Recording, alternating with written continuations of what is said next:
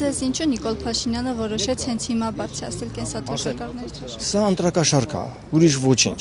որովհետև ինչպես Գևորգ Պապոյանն է ասում, որ իբր տնտեսական աճ ունեն, դրա համար են բարձրացրել, ես դե չէ ասի։ 2 տարի առաջ մենք երկիրն ուներ 14% տնտեսական աճ։ Ինչի են ժամանակ չբարձրացին, հիմա են բարձրացնում։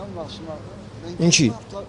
Հետո ինչքան ուզում է բարձրացնեն, իսկ ապրանքները ինչքան է թանկացել, այդ մասին չեն խոսում։ Իլ ինչ հարցեր կա։ Իսկ մինչև 10,000 դրամ բարձրացնելը որևէ բան կփոխի թոշակառուի։ Բան չի փոխի, ոչ մի բան չի փոխի։ Ինչպես վարչապետը ասաց, որ 10,000 դրամ որ բարձրացնենք ինչի վրա ծախսեն,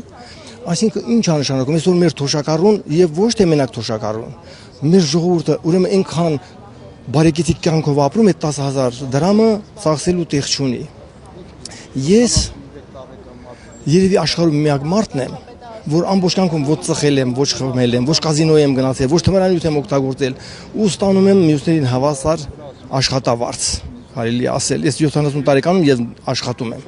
Ինչի ես չեմ կարող միլիոնատեր դառնալ, իրանք այս աղքատ երկրում դառան միլիոնատեր։